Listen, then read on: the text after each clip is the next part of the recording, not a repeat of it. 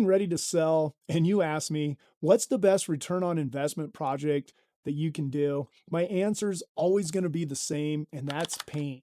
It's cheap or cheaper than doing a big renovation. It's fast and it sets the tone literally and emotionally for how your home feels in listing photos and the showings to those buyers.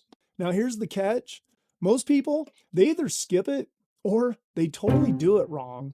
And you don't have to be a designer to pick the right colors, but you do have to stop thinking like a homeowner and you need to start thinking like a buyer. And buyers, they want move-in ready, they want clean, light, fresh. They want to feel like they can drop their furniture in the living room and just not repaint the entire house before they move in. And if your walls are yellow, red, blue, or even a cold gray that doesn't match your floors, that buyer is already calculating repaint costs before they've even stepped inside. Let's cover one of the biggest mistakes people are using right now as far as paint colors, and that's the cold grays everywhere. As grays, they used to be trendy, and yes, we're still seeing it quite a bit now. And hey, it's neutral, right? That's wrong. And today's buyers, they are sick of the cold, flat grays, and it makes the homes feel dark and sterile. And I even had somebody comment one time on one of my videos not too long ago that they saw 3 houses in one weekend, all gray everything, and it felt like they were walking through a rainy day. And we passed on all of them. And just think about that statement. They actually passed on the homes because of the gray. And especially when that floor tones in the trim are warm, that cold gray looks completely out of place. And I once listed a home where the owners, they had just repainted the whole main floor in a popular builder grade gray. It looked fine until we turned those lights on. Suddenly, the walls looked that greenish blue, the oak floors clashed. We repainted that in a warm color, and then boom, that house went under contract in date. Another mistake that sellers are making is leaving those bold colors on the walls. I mean, listen, your bright red dining room, that may have been perfect for those holiday dinners, but to those buyers, it looks like work. And buyers want to see the potential. They don't want to see a project. The more they have to fix in their minds, the more likely they are to lower their offer or just walk away. And especially in the market that we're in right now. And again, somebody had made a comment a while back. As soon as they saw a house with bold colors, all they could do is picture themselves spending their first weekend repainting, and they really didn't want to do that. And I can vouch for that comment as I've dealt with my own buyers out there, and they've said the same thing. And a lot of them, they don't know how to compute how much it's going to cost them to paint. Some feel like the expense is so much that they just have to find a different house. So keep that in mind. Now, another mistake people make, forgetting that those online photos are the first showings and you don't get a second chance online.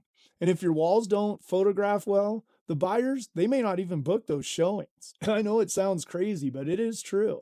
And those dark tones, they can make those rooms look smaller. The cool whites turn blue or green under those soft bulbs. And the busy accent walls just look chaotic to some people. And your wall color should make your photos pop, not make those buyers swipe and move on to the next property. Now, another mistake I've seen sellers make is not matching the undertones in the home. And here's where people mess up. They pick paint colors without thinking about the flooring, the cabinets, or the trim. And if you have warm tone wood floors or cabinetry, just don't go and slap, again, that cool gray on the walls. It'll feel disjointed, and instead lean into colors that blend, soft colors, warm whites, or those taupe tones. And again, people are moving back towards more of those natural colors. And one seller told me they repainted their kitchen to modernize it. But the problem, those gray walls clashed hard with the maple cabinets. And the buyers, you could tell that they noticed this just with the comments that were made in the feedback. So anyway, enough focusing on the colors and how they can make the buyers turn away. Let's look at some of these top paint colors that actually help the home sell. And I use some of these on my projects out there.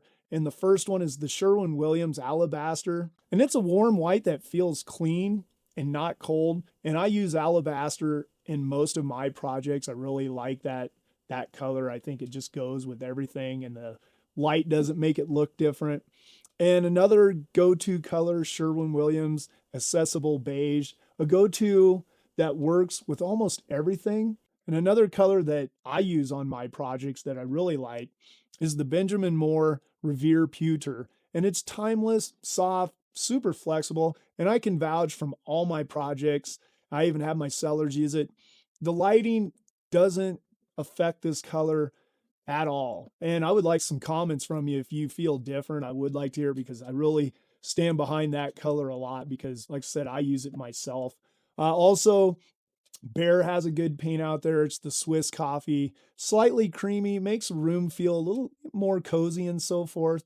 And again, another one, Sherwin-Williams, Soji White, and it's an off-white with a whisper of a little warmth in there. So that's a good color to think about. And then do not forget your trim. And when I do my trim, I like using the Sherwin-Williams Pure White, or there's also a White Dove by Benjamin Moore out there. It's crisp and clean, and it's not too blinding. And if your walls already are painted in soft neutral light colors like these, and the job just looks clean, you may not need to repaint. But if your home has several colors, some bold tones, or wear and tear, then it's definitely time. And should you paint the whole house? Well, no, you don't need to go overboard, but focus on those main living areas, your entryway, your living room, that kitchen, your primary bedroom, as that's what the buyers will see first and where the impressions really matter most. Now, here's a couple of mistakes that I do see all the time. It's those do-it-yourself paint jobs that look like do-it-yourself paint jobs. The lines are sloppy, uneven coats, missed edges, and it can be an instant turnoff. And if painting isn't your thing, then hire a pro. As like I said, it will pay off. And I have had countless feedback where the agents and the buyers criticize the lines in the paint, and it's really important. And you may think nobody's going to look, but trust me, these buyers are looking. And another thing that people seem to miss is ignoring the light. And hey, if you're feeling overwhelmed by paint choices, then don't guess. Here's another thing you can do. You can order these peel and stick samples through this company, Sampleize. And I just started recommending this to my clients. I just came upon this site. And you can see how the colors look with your trim, flooring, and furniture before you commit. You don't have to go out, buy a bunch of paint, little test cans, mix it up, paint all over. These swatches you can just stick on the wall, so they're very convenient. So I highly recommend that site. But the bottom line, the right paint colors can make your home feel move-in ready, and the wrong ones can make that feel like it's going to be work.